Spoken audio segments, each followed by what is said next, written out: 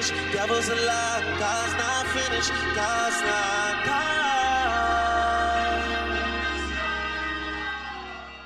Hey guys, welcome to another video of mine, and today guys we're gonna be talking about 19 things that I learned as a 19-year-old this year. This year's been a little weird, I'll be honest. It was kind of very not worthy. So 2022 is just not in my books, you know what I mean? We're hoping 2023 can be different, and we're praying that God can restore what I have lost for myself. Before we get into this, guys, I hope you guys check out my Instagram. Make sure to DM me for advice or DM me for any kind of conversation that you would like. Check out my TikTok if you didn't follow me through my TikTok or whatever.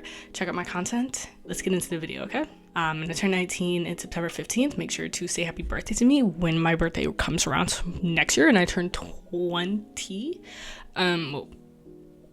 Yes, I'll be 20. Oh my god, I'm getting old. The first one I have is life is short. Don't miss up on God's opportunities to do better. This actually was inspired by that pandemic thing, and I went on vacation and I got it, and it was actually probably the most scariest part of my life. And I really did not think it was going to be that scary, but it literally was. I was just scared. I never get sick like that. I was crying to God. I was like, God, please don't let this be the end. Like, I have so much more to give. Like, please. And then God was definitely like, girl, you being so dramatic. Like, while I was like recovering, I was like, I need to get my life together. So I took the time while I was like in bed and stuff of reading books, writing down my thoughts. Content was doing well while I had it, while I was sick. So that kind of like gave me a very like, you know, wake up call to the opportunities that are around me. So it's good to keep on track with God has assigned to you, so you're able to do what's necessary. Is I must stay firm in my beliefs, not because they are accepted, but because I want to. Now, this is really a shot to comfortability. For me, I was in an environment that was so good for me, I forgot that I had beliefs that were like engraved in me, you know what I mean? I got too comfortable with the world around me, and sometimes I can be easily influenced because I think I have myself so together, that sometimes I don't. So never let your environment reflect your beliefs, ever. You must stand firm anywhere you go. Whether you're in a dry environment, whether you're in a soggy environment, whether you're in a wet environment, I don't know, bro. Always be the same, okay? I kind of thought I could maneuver around to make it easier, but in reality, bro, you always gotta go how you go everywhere. That was my problem. Third one, I don't deserve harsh criticisms. I deserve discipline, teaching, and comfort from God. And that was kind of just a condemnation thing, a condemnation cloud that's been on my brain heavy when you don't think that you're making the right decisions. Like, you could be making decisions, they're just not right decisions, you know? I felt like I was not doing what I was supposed to, and I wasn't on track, and I was scared that I was going to end up somewhere where I was supposed to end up, but I was still unintentionally like making my life worse, you know, in some kind of way, like, or making wrong decisions or not. I don't deserve condemnation for it, you know. God will discipline me, get me right back in shape, comfort me. You can cry a little bit, but then you gotta get up. So I deserve that. I don't deserve condemnation, and any thought condemnation is from the enemy and not from God. Fourth one, not everybody in your life in this assignment. Let things be. I feel like a lot of girls felt this because a lot of times we like to be picker-uppers, we like to be helpers, and sometimes people don't want to be helped, and kind of learned that the hard way. I have such a big heart, and I feel like a lot of people do have big hearts. It's just, you know, again, putting it in the right place, and that was my problem, is I didn't know where to put it, so I just ended up putting it wherever I liked. And that was not a good thing. Yeah, not everybody in my life was supposed to be an assignment. Not everybody was supposed to be almost like a thought. And I made them more than a thought in my head. So that's something I learned. 5, God is your only backbone, but God doesn't want you to be lonely. I originally put like God is your only friend, and I realized that God believes that man should not be alone, and that Jesus even had close friends and close discipleship. We could be alone, we could be single, but usually that alone and that singleness constitutes with God. God is doing some kind of thing to be able to fulfill that need of you, whether it's his presence or whether it's bringing somebody else in your presence or whatever case may be, but you were never meant to be alone. My 6th one, stop finding satisfaction in the small things. I'm kind of like a kid in a candy store a lot of the times, where I find a lot of things like, ooh, shiny, you know, like, ooh, whatever. So I kind of get caught up sometimes.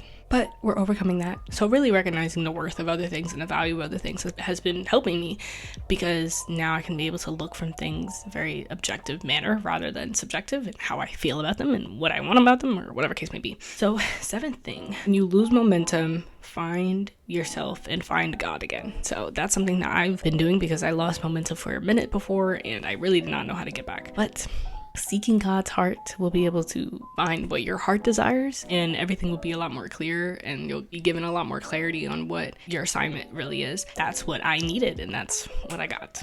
8th, don't rely on superficial beauty to make you feel more important. Now, as you can see, I have no lashes on. Usually I got lashes on, but we're taking a break from lashes to really understand who I am and actually look at the camera and be like, that's Antonia. And I'm not relying on it anymore. So thank you. I kind of relied on those things, and sometimes I still rely on those things just to be able to feel like I can be normal again. But I have to realize that's not where my worth comes from. It's just simply something that's added on to my 100% that God has already given me. 9th thing, anyone can get comfortable with doing bad, not just specific people. All of us need to guard ourselves from it. Telling you, any human on this earth is susceptible to doing bad things or making wrong decisions. So you are never above anybody else just because you make right decisions. There's a difference though with being right, moving in a right direction, compared to being prideful that you are doing right, because at the end of the day you need to be humbled.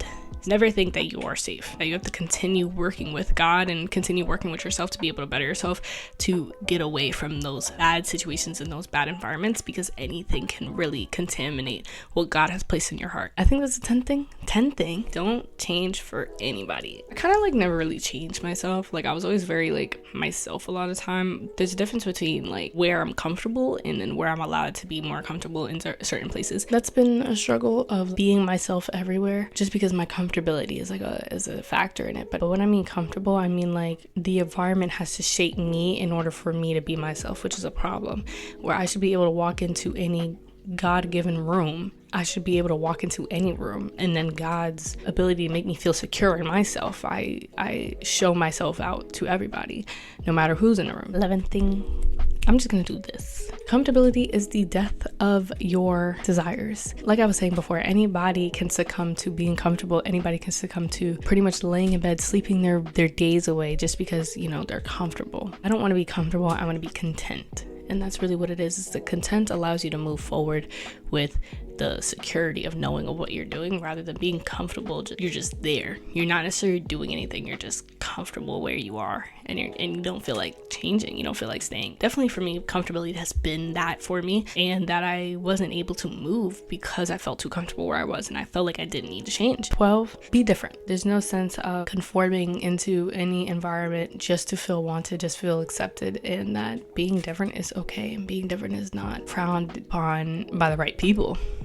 Like what is that? What type of life that is if you gotta act like everybody else to be accepted and act like everybody else to be happy. 13, as soon as you're self-aware, the sooner you can fix your mistakes. And this is something that like a lot of people don't want to do, is that this means that you have to confront the parts of you that you don't like and the flaws that you don't like. But once you actually confront those, you actually move a lot farther. There's sometimes where again I get comfortable and I'm like, no, like we don't need to look here, we don't need to be here, we don't need to look at this. Yes, we do, because you're staying in the same spot for months. You have to pick it up. It took me a longer time than what God wanted me to take to be able to fix my problems or rise above them. So that's another thing, because you might miss out on those opportunities that God has given you if you're too comfortable in one position for a certain amount of time. 14, vision is important. Like a lot of times I don't really have a lot of vision, because I'm not gonna have my life together at 19. I'm not gonna have my life sorted out, and that's okay. I've accepted those terms. And if God wants to move me in another direction, I'm fine. But as long as I have direction right in front of me and these steps I have in front of me, I'm coolio, and I'm willing to see what's up. 15, your mornings are so crucial. I know some people are not morning people, and I know some people have a difficult time with that, but I'm telling you, bro, because it sets me up for the rest of the day. If I listen to very trash music and trash language at the beginning of my day, I swear to you, like my mental is just going to be down for the rest of the day. Like I'm not going to be able to focus. I'm not going to be able to think smart. And I suggest for anybody else, like, to be very intentional with how you spend your morning. If I get up before a certain time, get out, I just know how my day is going to be. Like I just know. But I usually like have to get out of bed before 10, get breakfast before 10, so then I'm able to eat by 12 and stuff like that, or either go to the gym between 11 and 12. And the music I listen to, using the gospel music or Christian music, it's been really helpful to listen to in the morning because it allows me to like yearn that for the rest of the day. But if I listen to like really harsh rap music, it's going to ruin my mood for the rest of the day. 16. Think intentionally about your environment of work. We all get in our bed to study and then we literally end up falling asleep. So be very intentional. Like, we have public libraries for a reason. They help so well for me to be able to do work. And I put my phone in literally a bookcase and I just get down to my work, because once I change my environment and I actually force myself to be in that environment, I can be like, okay, Antonia, now let's get to work. So that's been helpful for me. 17. Okay, some people are good, just not good for you. I feel like a lot of people treat me well this year, but have I feel like everybody is for me? No. And that's sad, because some people I really do like, and I'm like, dang, like, let's be in each other's lives, you know?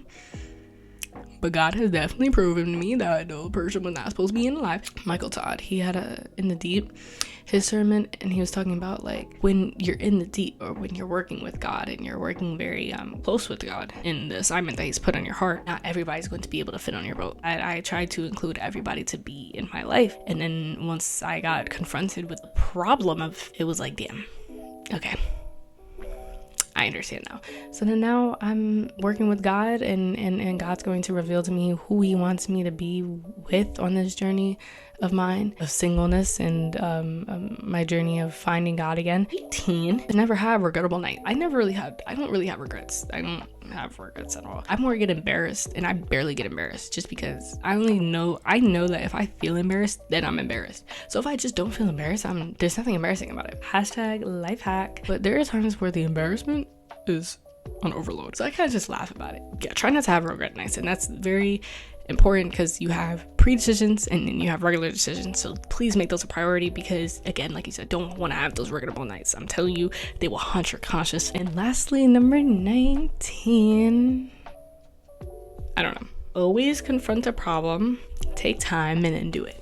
So this year, I want to say I didn't have a lot of problems this year. It wasn't really crazy, but it was just, there were some things that like I wanted to confront with either other people or myself, how to communicate better with people. And I learned to better my emotional intelligence in situations to make it better for me to have a conclusive like problem, you know, because there's a lot of times where we just feel a lot of things just because like either jealousy or pride or things of that nature. So I really try to make time to understand myself and why I feel certain things, how I can be able to combat them, how I need to address them. And that's been really helpful for when I have problems with other people or something, or have a disagreement with other people, and I'm able to communicate my words effectively because I know myself. So I really truly recommend that for anybody, is just really know yourself before you go to people with some problems and with some BS, because life is too short for that. Like, so really try to figure yourself out so you can figure out your problems. Then you can figure out your problems with other people, and then life will be solved.